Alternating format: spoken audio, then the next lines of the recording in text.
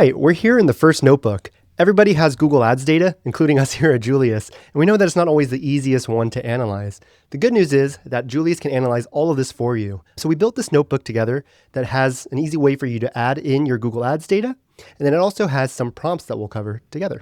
To get started, just download your Google Ads campaign data. If you want to analyze your high-level campaigns, you could download this all at your Google Ads account, like this one here. You just select the account or the campaign that you want to analyze.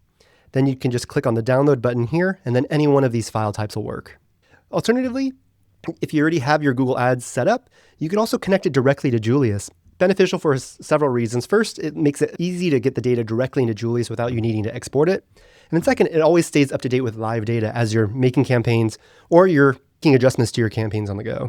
But if you don't have that and you just want to get started, what we'll use is our sample Google Ads file. This represents a very similar format and structure to regular Google Ads that you have, from the columns to the campaign names to even the spend too. So you can just click this one here and then you could download it and then you could use it. It's all synthetic data. Next up, we're going to add in that data here. To do this, you could just click on Add Data Sources. You could upload data and then you could select your campaign report here, for example. We have 4 different prompts here for you to use. We have Analyze My Google Ads Data, which campaigns are the most efficient, which campaigns are driving volume versus efficiency, and what are some ways that I could optimize my campaigns. Again, you don't need to type anything in here. The cool thing, you could just press Run All in the upper right-hand corner, and Julius is going to load your campaign data, and then it's going to run through all of those different prompts together.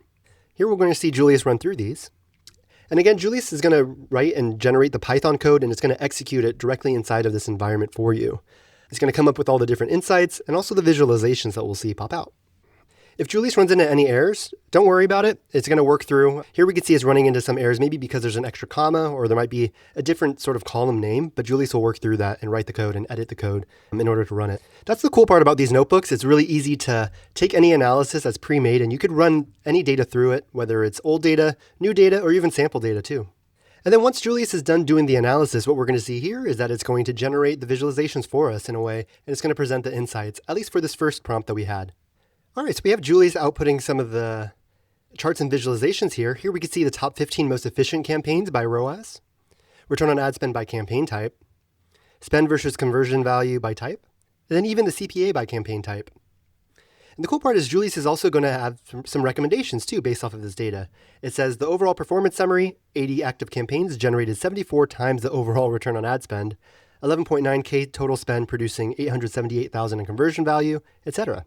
Then we even have some recommendations like focus budget on search and PMAX campaigns, pause video campaigns, and review the 5 underperforming campaigns.